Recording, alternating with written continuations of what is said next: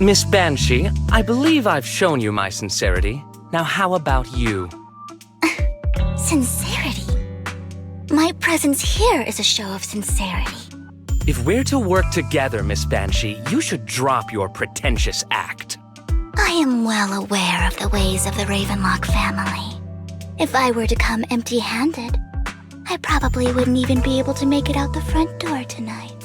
Since I agreed to come with you, and even brought along my most precious companion, does that not show my deepest sincerity? No need for such an off-color joke. Our door is always open for those coming or going. We both know what's what, so let's cut the small talk. I know far more about how the Ravenlock family made their fortune than most here. I am also well aware of why Hartman, despite such a massive scandal, still remains in power. Oh? Do tell. Exaltists, blessing, sacrifice, Landon. Where would you like me to start? How did you know that? No, who are you? Don't be so tense. If I'm not mistaken, it's about time the banquet began. My companion and I are practically famished. Is this how you treat your guests? By letting them starve? Perhaps when we've had our fill, we'll remember where the sacrifice is hidden. You know where the sacrifice is? So, can we go get something to eat now? And I'm also looking forward to receiving a special dessert from you. We can discuss what you wish to know while we enjoy dessert. Of course. I wouldn't let such an important guest discuss matters on an empty stomach. As for dessert, I will prepare it myself, and I guarantee it will satisfy you. I'll come find you later. I wish you a pleasant evening.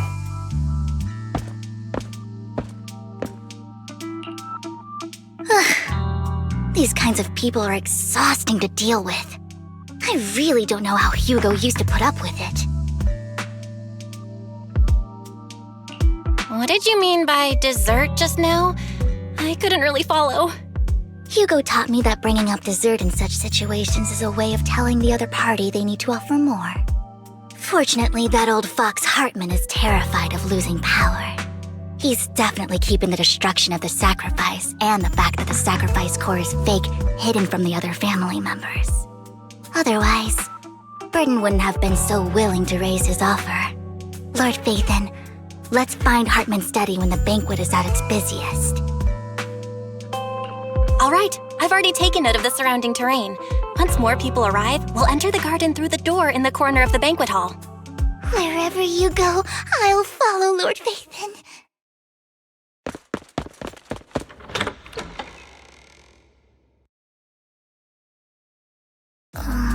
Isn't this going a bit too well? The security around the manor is really strict, but inside might be more lax. But just in case, let's tell Lycaon. Right. Having some backup would be safer. Let's check Hartman's recent correspondences for clues. I still have concerns about the sacrifice core. Right. Though the core he gave Dina was fake, Hartman might have left a trick up his sleeve and hid the real one. Then let's split up.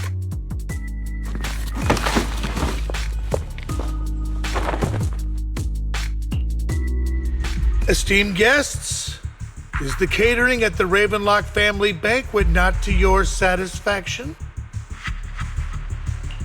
So much so that these two distinguished guests felt the need to come to my humble office to scavenge for food. Don't want to come out? Well, after all, you don't have long left. Burton, that greedy idiot, fell for the mayor's trap. But I never expected that he would bring you into my territory. I suppose I should thank him. Otherwise, I would have had to go to great lengths to eliminate you. Vivian, Phaethon, give Hugo my regards. Tell him I shall be taking the wealth and power of the Ravenlock family for myself.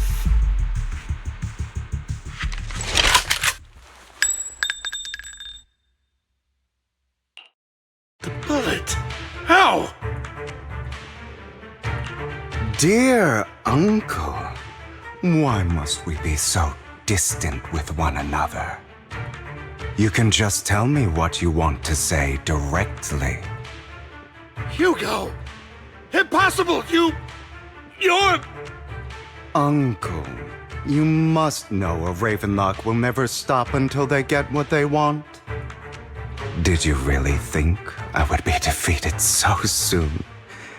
When I have yet to trample you into the dirt. You filthy bastard! You only know how to resort to these petty tricks! Petty tricks?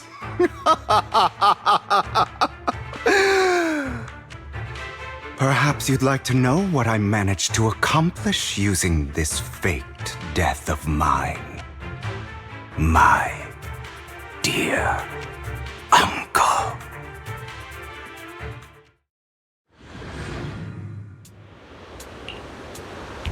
Faking my own death. Hope it's all worth the theatrics in the end. It was just to keep Hartman off my back, but maybe I went a little overboard. The manager must be pretty shaken up. I should apologize at some point.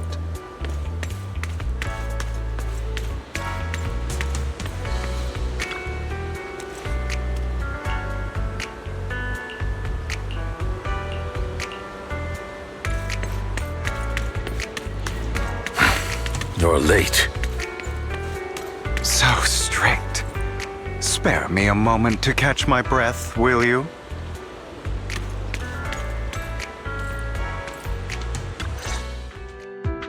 You're taking longer to rest than I expected. Lycaon, you think too highly of my physical capabilities. Well, thank you for your cooperation.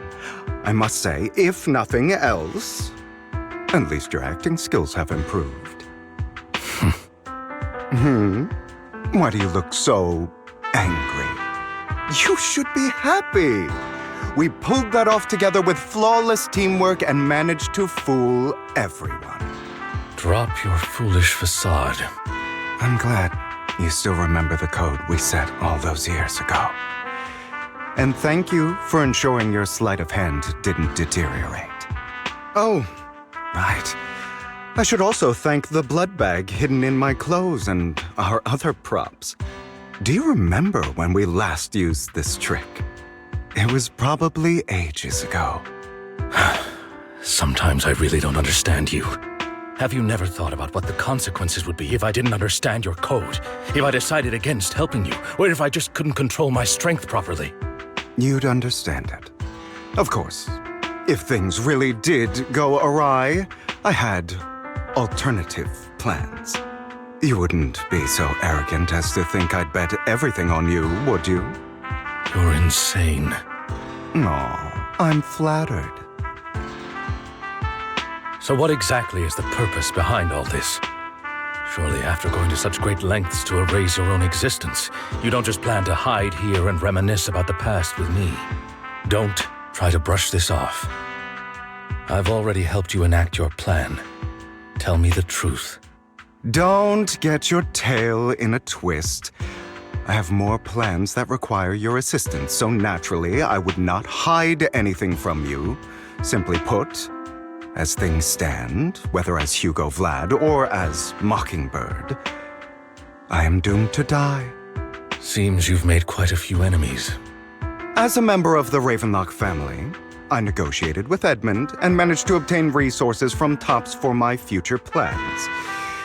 I also confirmed what attitude they held toward your master, the Mayflower family. Meanwhile, I used my identity in Mockingbird to strike a deal with Hartman and gather information on their collaboration with the remnants of the Exaltists. That's where I got my intel on what Bringer left. Oh, by the way, the crime declaration letter that your dear mayor received, that was also sent by yours truly. He's probably figured that out by now, right? Though I'm not sure if he told you.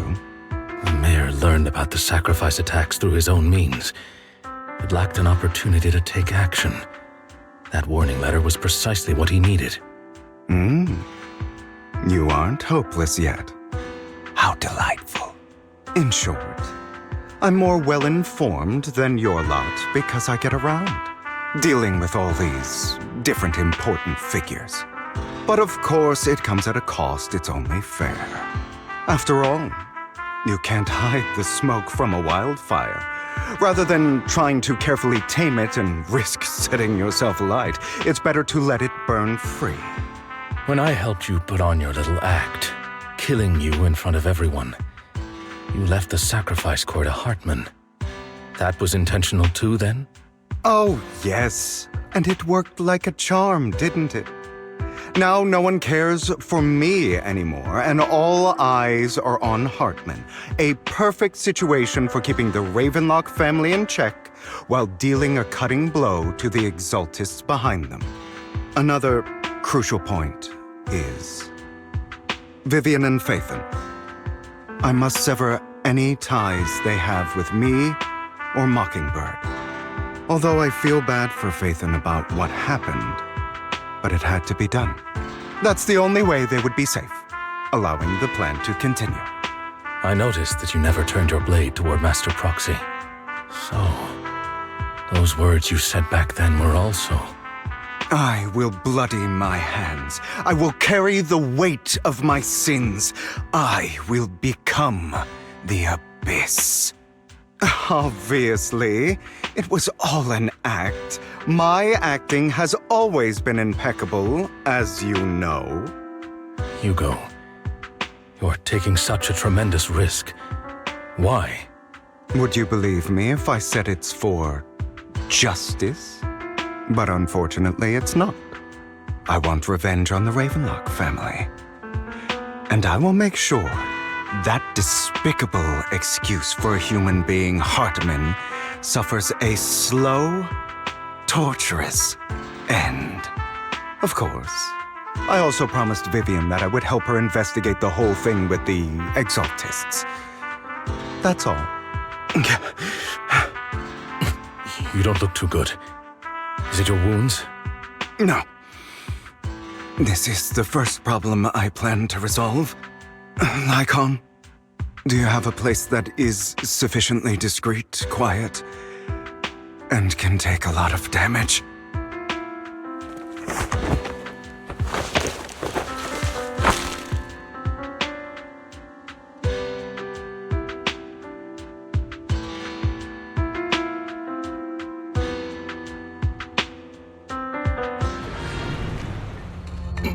What exactly are you doing? Don't look at me like that. If I didn't have to do this, I wouldn't. Hartman recently obtained a bizarre substance, most likely from those crazy Exaltists. After use, it allows control of the victim's mind. To some extent. You were dosed with it. To be more precise, Lycaon, I deliberately allowed Hartman to put this drug in my cup to facilitate our previous collaboration.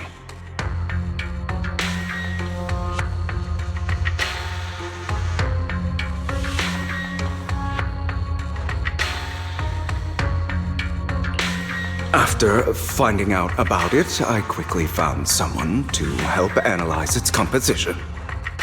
The good news is he gave me a very low dosage. Perhaps because he was afraid I might notice. There's a different medication that can delay its onset, preventing me from actually being under his control. I simply need to put on a show in front of my dear uncle. The bad news is that currently there is no antidote. When I delay those effects, however, they will accumulate and erupt when my body reaches its limit. It may even break my mind. And that's exactly what's happening now. I need to endure those accumulated consequences. So, I will lock myself in this room for however long that takes.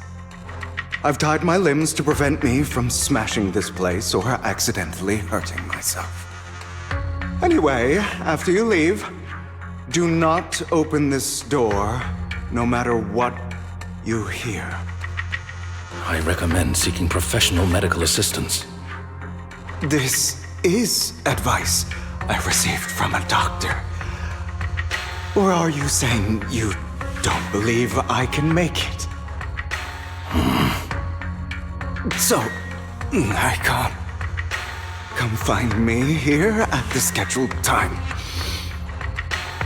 All you need to do is smile and await my victory. What if I want to stop you? You know you won't succeed. You never have. And you never will. Well, time is short. Let's begin. I understand. Don't die, you stupid bastard.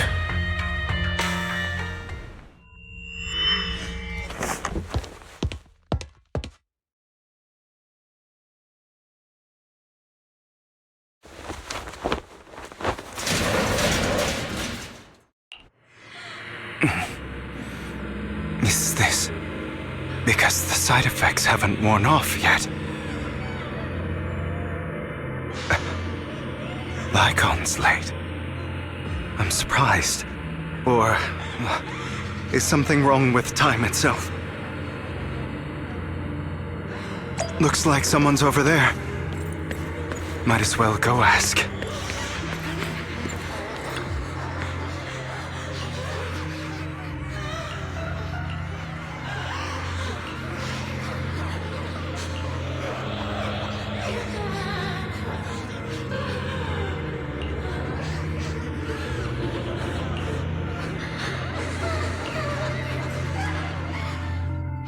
All your fault! I wish I had never given birth to you!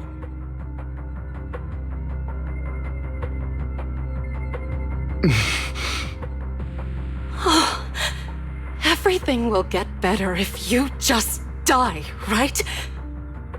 If you die, he'll come back. We'll have another, more perfect child. One who will inherit the Ravenlock family bloodline. Then I'll be able to escape this pain.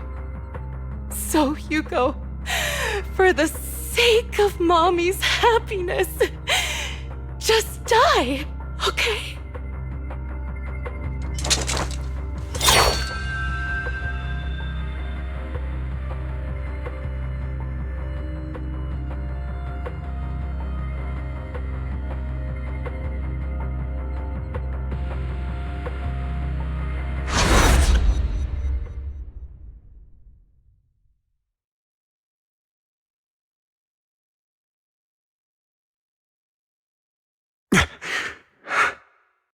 So, I wasn't awake yet after all.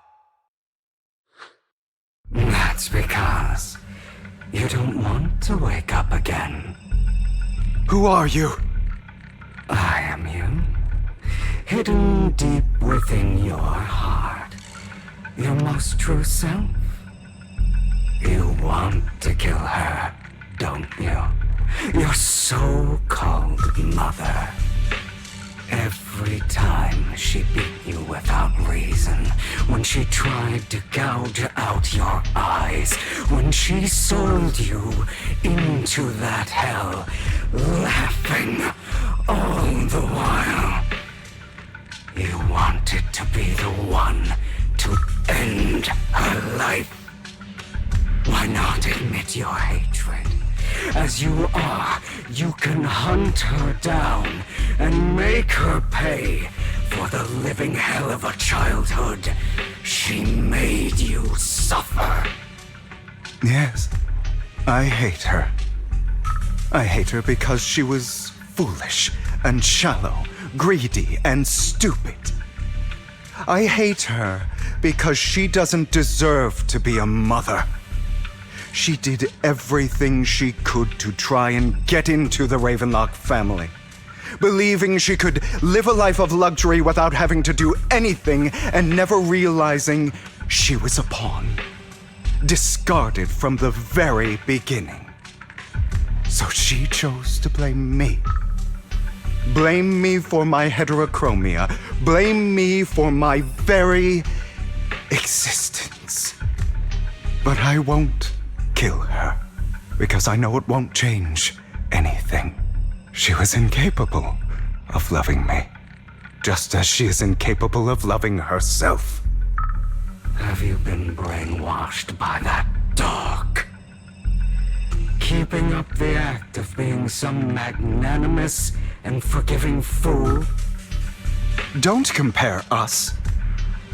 I've simply come to understand love or hate. I make my own choices, and they have nothing to do with anyone else. She sold you to the Ravenlock family for a huge sum of money. She used that money to start a new life without you. While she was indulging herself, you were going through hell in the Ravenlock Manor. Does it not torment you? Do you not feel the hatred? Do you not want to demand answers? Kill her. Only by killing her can you be truly free. For a long time, I thought the same way. But now, well, I want to make a different choice. Stop lying to yourself. You never had a choice. This weak-minded thinking will only lead you to failure. Like before, you'll be nothing but a worm, trampled into the dirt by those so-called elites. Do you still not get it? This is how the world is, and always has been. Hesitate and you'll be the victim. If you don't grab your knife first, you'll end up being on the other end of the blade. If you want to change anything, you must first become the one who makes the rules. Just like that woman. The only reason she could treat us that way was because we were weak. So listen to me. Find that woman, kill her, and prove to this world your strength. It's what she deserves. Why forgive them? They don't deserve it. I'm not forgiving them. Or rather, I don't care about them. They don't even matter, at least not yet. You know, perhaps the person I hate the most, the one I truly cannot forgive, has never been someone else, but rather my weak, powerless past self who could do nothing but hide inside a closet and cry. I hate myself for having neither the strength nor the courage to resist. I hate myself for begging for so-called familial love, even after being treated so terribly. I hate that despite the pain of my wounds, I still hope to receive the carrot and not the stick. And that means you, correct? So, I forgive you. I forgive myself. You'll regret this, fool.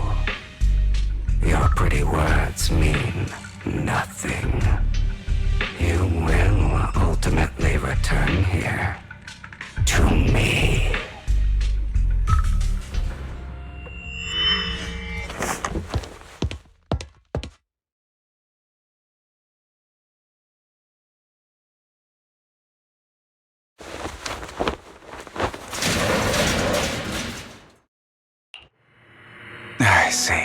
this is still an illusion. I wonder who's going to show up this time.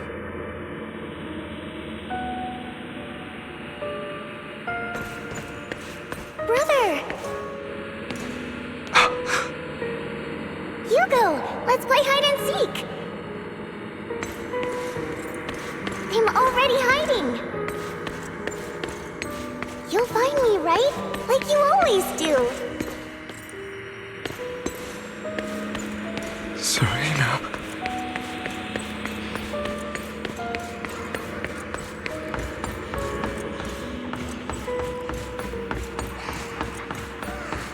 You're looking in the wrong place. I found an even better hiding spot this time. Harder to find than any place you showed me.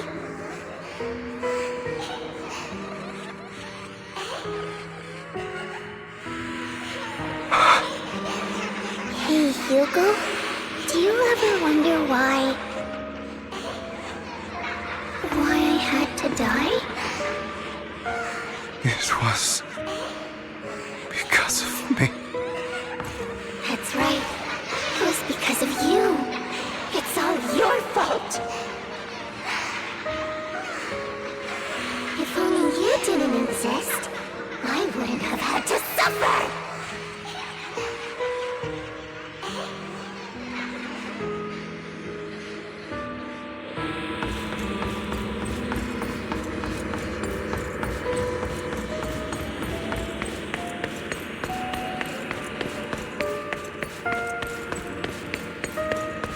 Still looking in the wrong spot. I can't believe you still haven't found me after all this time.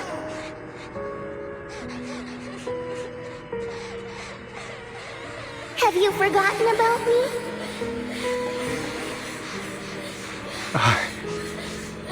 I haven't forgotten. It's okay. I'll forgive you. I'll still be nice to you, just like before.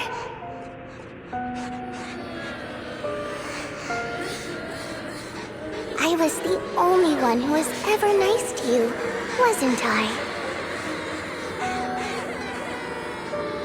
Yes. Then tell me, why do good people always suffer?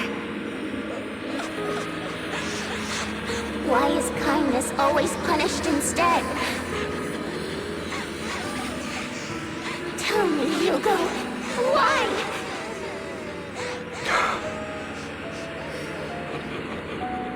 Hugo, are you lost? Go back the way you came. I left you a surprise there.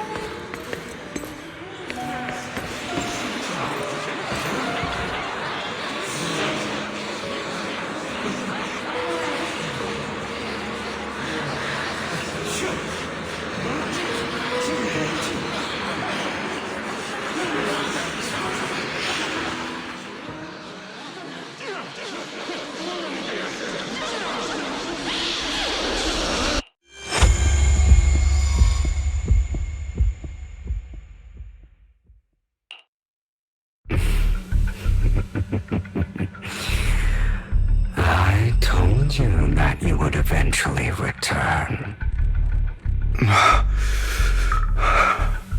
We meet again, my friend.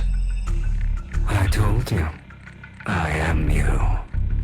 The side of you that you've always tried to deny existed.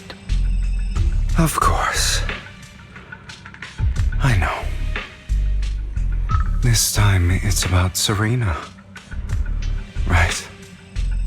Yes, your half-sister.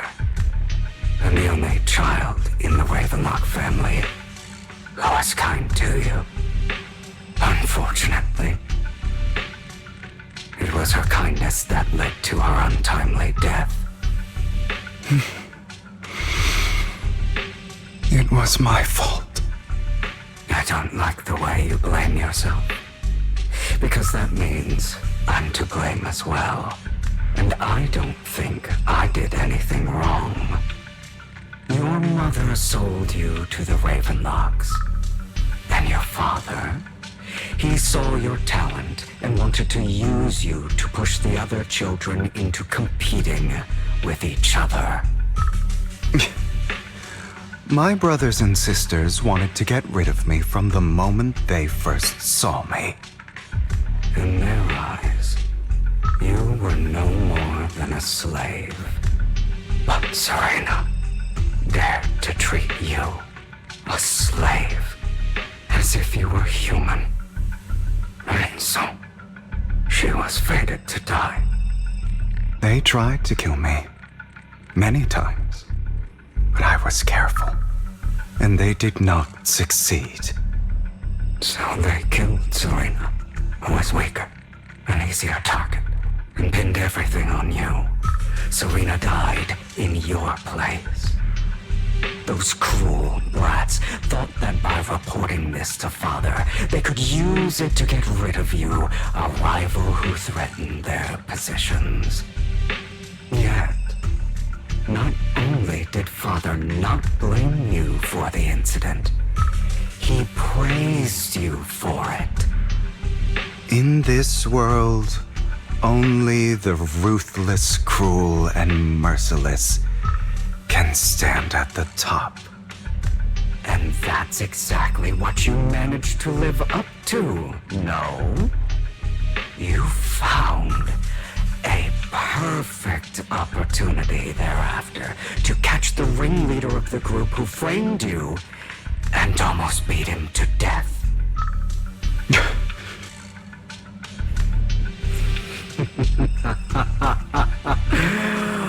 Oh, you should have seen the expression on your face back then. Oh, crazed and manic with utmost delight. I don't remember that.